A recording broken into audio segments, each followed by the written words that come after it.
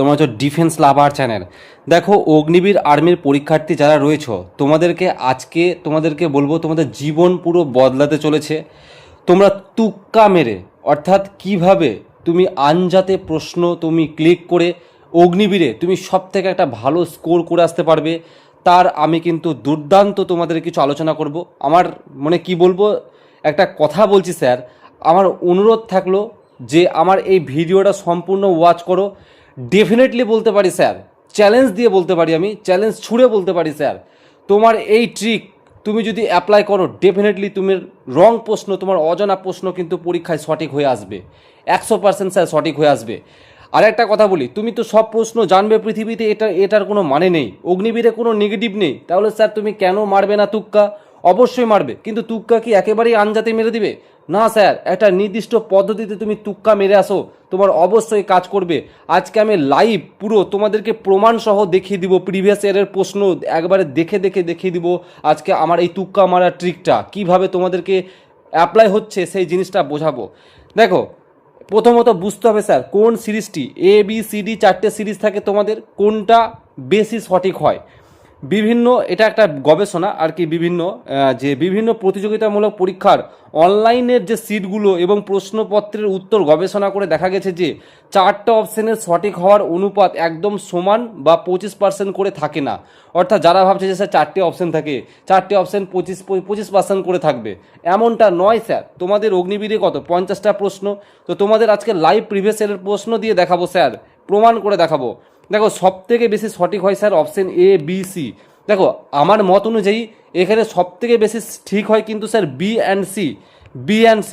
But তোমাদের previous ইয়ারের যে অগ্নিবীরের শিফটগুলো হয়েছিল না স্যার, সব থেকে বেশি সেখানে কিন্তু অপশান A উত্তর নিয়েছিল স্যার, অপশান A উত্তর নিয়েছিল। প্রথমত দেখো, আমি প্রত্যেকটা জিনিস কিন্তু তোমাকে বোঝাবো, ভিডিও একটা লম্বা হতে পারে, জীবন তোমার পরিবর্তন করে ছাড়বে, তোমার জীবনের এক একটা নাম্বার তোমার উপযুক্ত, সুতরাং একটু ধৈর্য সহকারে দেখতে থাকো স্যার, আমার কথাগুলো বুঝবে।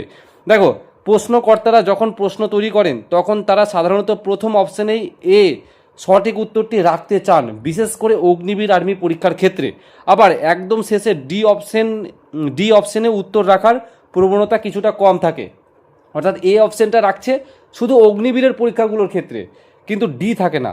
তাই সাইকোলজিক্যালি ABC অপশান 3টিতে সঠিক উত্তর থাকার সম্ভাবনা 60 থেকে 65%। এই যে কথাটা স্যার, 60 থেকে 65% কিন্তু শুধুমাত্র এই অপশান ABCতেই থাকে।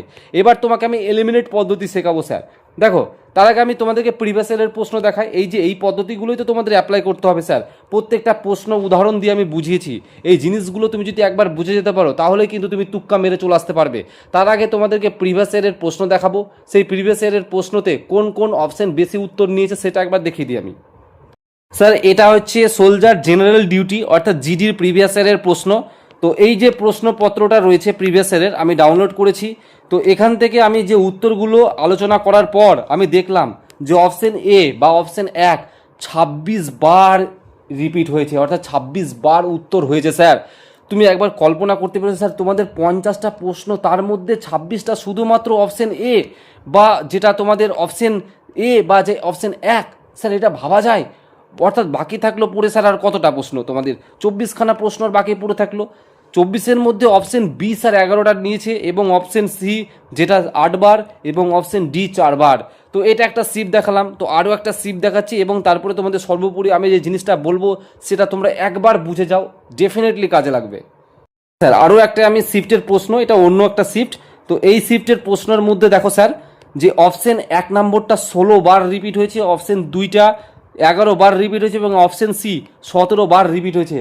সুতরাং স্যার এখানে অপশান C কিন্তু গেম খেলে দিয়েছে। অপশান C তবুও দেখো তুলনামূলক A এবং C সব থেকে বেশি কিন্তু কভারেজ করেছে অপশানের মধ্যে। অর্থাৎ তুক্কা যদি কেউ এখানে আলটিমেটলি C মেরে আসতো বা A মেরে আসতো, তাহলে 16 দুগুণে 32 সে এমনি নাম্বার পেয়ে যেত। কিংবা যদি অপশান C যদি তুক্কা মেরে চলে আসতো, তাহলে সে কি 17 দুগুণে 34 সে এমনি নাম্বার পেয়ে যেত। কেউ যদি স্যার কি বলবো, যদি 26, ওই যে 26টা অপশান A হয়েছিল আগের শিফটে, ও যদি সব A মেরে চলে আসতো, 26 দুগুণে 52 নাম্বার এমনিই পেয়ে যেত। তাহলে এই জিনিসগুলো স্যার আমি বোঝাতে পারলাম। এবার আসল জায়গায় ঢুকছি। তুমি স্যার তাহলে আমি এবার কোনটা মারবো, ABCDর মধ্যে কোন অপশানগুলো চুজ করব, তো সেই জিনিসটা বোঝাবো।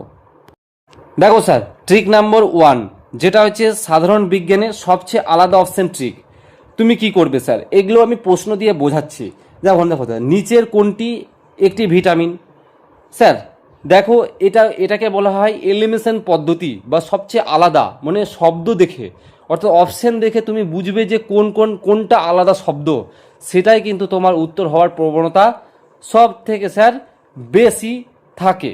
ওকে, তো স্যার দেখো, এখানে দেখো ইনসুলিন, রাইবোফ্লাভিন, অ্যাড্রিনালিন, থাইরক্সিন। দেখো স্যার, প্রথমত তুমি ডি অপশনটাকে আগেই বাদ দিবে, ডি অপশনটাকে মাথায় ভাববে না, তাহলে পড়ে থাকলো এই তিনটার মধ্যে উত্তর হওয়া দরকার। দেখো এরা কোন ফ্যামিলির অন্তর্গত, শেষে দেখো লিন, লিন, এই যে থাইরক্সিন, সব লিন ফ্যামিলির অন্তর্ভুক্ত। তার মানে যেহেতু বলেছে নিচের কোনটি একটি ভিটামিন, যেহেতু একটি ভিটামিন বলেছে, বাকি তিনটে লিন ফ্যামিলির অন্তর্ভুক্ত, সুতরাং একটাই থাকলো রাইবোফ্লাভিন। তাহলে স্যার অপশন নাম্বার বি কিন্তু তুমি মেরে আসবে। অর্থাৎ এটাকে বলছি কি সবচেয়ে আলাদা অপশন ট্রিক। এটাকে আমি কি বলবো, এই জাস্ট প্যাটার্নটা একটু মাথায় সেট করতে পারলাম যে তুক্কা মারারও একটা পদ্ধতি থাকে, আনজাতে তুক্কা মারলে হয় না, সঠিক পদ্ধতিতে তুক্কা মারলে অবশ্যই তুমি নাম্বার পাবে স্যার। দেখো ম্যাথ থেকে একটা জিনিস আমি বলছি, অপশন টেস্টে যেটা হচ্ছে চরম মান বাদ দেওয়ার ট্রিক, ঠিক আছে, সব থেকে চরম মান বাদ। স্যার এটা কি জিনিস? দেখো একটি সংখ্যার 5 গুণ থেকে 10 বিয়োগ করলে 40 হয়, সংখ্যাটি কত? তোমাদের অঙ্কের ক্ষেত্রেও তোমরা এরকম ট্রিক্স অ্যাপ্লাই করবে কি, তোমাদেরকে সব থেকে লোয়েস্ট যেটা রয়েছে 2 এবং সব থেকে উচ্চ যেটা রয়েছে 50, অর্থাৎ এই অপশন 1 এবং অপশন ডি, এই দুটো তোমরা বাদ দিয়ে দিবে। অর্থাৎ লোয়েস্ট এবং হাই এই দুটো বাদ দিবে, অর্থাৎ মিডিলে পড়ে থাকবে এই যে 8 আর 10, কাছাকাছি অপশন দুটো, 8 আর 10, দুইয়ের ডিফারেন্স জাস্ট। এই দুটোর মধ্যে আসল অপশন কিন্তু বা আসল উত্তর কিন্তু স্যার তোমাদের লুকিয়ে রয়েছে। ওকে, সুতরাং তোমরা এখান থেকে এইভাবেই কিন্তু করতে হবে। তো এটার সঠিক উত্তর কি স্যার, যে একটি সংখ্যার 5 গুণ। স্যার তুমি যদি যদি আমি অপশন 10 যদি ধরে নিই, একে 5 গুণ মানে 5 10 50, 50 থেকে যদি 10 বিয়োগ করি তাহলে তো স্যার সংখ্যাটা আমার 40 হলো। তো জাস্ট আমি বোঝালাম। ওকে, এবার স্যার যমজ অপশন বা একই রকম দেখতে, যেটা অপশন ট্রিক বলি। দেখো পরীক্ষার সময় প্রশ্নকর্তারা এমন দুটি অপশন রাখেন যা দেখতে প্রায় একই রকম, শুধু সামান্য বানানের বা চিহ্নের পার্থক্য বা তফাৎ থাকে। যেমন স্যার একটা উদাহরণ দিয়ে রেখেছি, জলের সংকেত কি, এটাকেই বলি স্যার যমজ অপশন। যমজ ভাই বলি না, যমজ বোন বলি, সেই যমজ অপশন হয় স্যার জলের সংকেত। এটা তুমি হয়তো জানো, ব্রেনে সচরাচর তুমি জানো যে জলের সংকেত কি, বাট পরীক্ষার হলে তুমি যমজ অপশনকেই তোমাকে ধরতে হবে এবং তার মধ্যেই তোমাকে এলিমিনেট করে তোমাকে কিন্তু উত্তর করে আসতে হবে। ওকে, দেখো স্যার এখানে যমজ অপশনের ফ্যামিলি কোনটা? দেখো দুটোই কিন্তু H2O এবং HO, এই যে H O অর্থাৎ এটাই তো যমজ। সে 2 3 আগে পিছিয়ে আছে সেটা আমার দেখে লাভ নেই, অর্থাৎ যমজ বোঝাতে চেয়েছি আমি। অর্থাৎ এরও এইজ আছে, এখানেও এইজ আছে, এখানেও ও আছে, এখানে ও আছে, সুতরাং এরা যমজ ফ্যামিলির অন্তর্ভুক্ত। সুতরাং এবার তোমাকে এলিমিনেশন করে মারতে হবে, তাহলে অপশন বি এবং সি। তাহলে দেখো দুটো অপশন তো কাটাই গেল, তাহলে এবার তোমাকে আলটিমেটলি এ এবং ডি এর মধ্যে কিন্তু কাটা যাবে এবং বি এবং সি এর মধ্যে কিন্তু সঠিক উত্তর হবে। ওকে, দেখো এবার তোমরা বলতে পারো যে স্যার তাহলে বি আর সি এর মধ্যে, তাহলে স্যার আমি কোন উত্তরটা মারবো, অ্যাকচুয়ালি বি মারবো না সি মারবো, সেটাও তুমি বুঝতে পারবে। আমার ভিডিওটা দেখো, আমার শেষ পর্যন্ত দেখো, তুমি অ্যাকচুয়ালি কোনটা মারবে সেটাও তুমি বুঝতে পারবে। এখন তো আমি জাস্ট এলিমিনেশন তোমাকে শেখাচ্ছি আমি। তারপরে দেখো সবচেয়ে বড় এবং বিস্তারিত অপশন ট্রিক, যেটা হচ্ছে লংগেস্ট কোশ্চেন। যেমন বায়ুমণ্ডলে ওজোন স্তরের মূল কাজ কি, একটা প্রশ্ন দিয়ে রেখেছি। বৃষ্টিপাত ঘটানো, শব্দ দূষণ রোধ করা, মেঘ তৈরি করা, সূর্য থেকে আসা ক্ষতিকর অতিবেগুনি রশ্মি শোষণ করে পৃথিবী জীবজগৎকে রক্ষা করা। তো এটা কি, এই অপশন ট্রিকটা হচ্ছে সব থেকে বড় অপশন, যেটা তুমি সেটাকে ঠিক করো। 70% চান্স থাকে স্যার এগুলোর সম্ভাবনা হওয়ার। তো সুতরাং তুমি এই ট্রিকটা অ্যাপ্লাই করতে পারো। দেখো এগুলো কিন্তু একেবারে অন্ধের মতন মারবে না, তুমি যদি পারো স্যার পড়াশোনা করে থাকো তাহলে তুমি সঠিকের দিকে যাবে। এগুলো যখন তুমি পারছো না স্যার, তোমার জানা নেই, তখন তুমি নাম্বার কিন্তু ছাড়া যাবে না, তখন তুমি এই ট্রিকগুলো অ্যাপ্লাই করো স্যার। ওকে, তারপরে এবার হচ্ছে স্যার ওএমআর, যেটা হচ্ছে চেইন রুল। সব থেকে গুরুত্বপূর্ণ হচ্ছে এই চেইন রুল, এটাই তো আমি বোঝাতে চাইছি তখন থেকে। স্যার কি জিনিস, পরপর 4-5টি প্রশ্নের উত্তর কখনো একই অপশন হতে পারে না। মানে কি স্যার, সব কটা এ বা সব কটা ডি হতে পারে না। যদি তোমরা দেখো যে সাপোজ ধরো 10 নম্বরের প্রশ্ন 11 নম্বর এবং 12 নম্বর প্রশ্নের উত্তর বি হয়েছে, বি হয়েছে।